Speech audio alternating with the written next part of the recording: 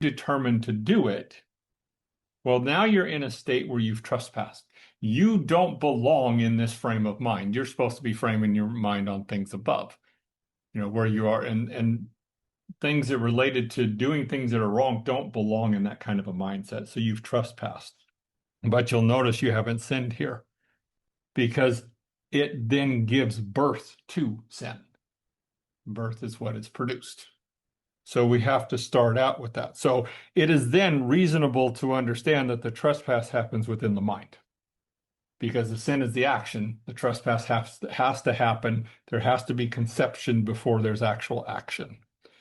So thus, when a man is caught in a trespass, this signifies that the determination to fulfill the strong desire has already been set in his mind before the opportunity presents itself.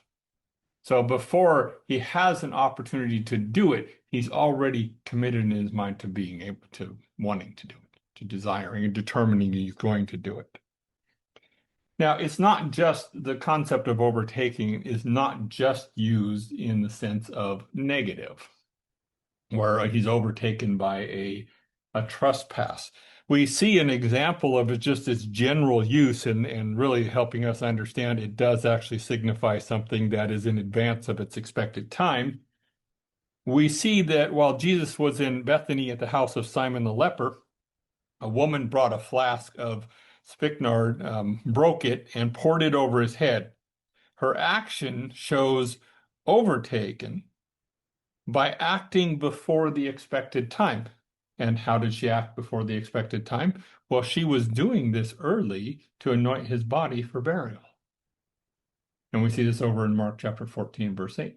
She had done what she had done. She had come beforehand. Now, your word beforehand is actually the concept of overtaking.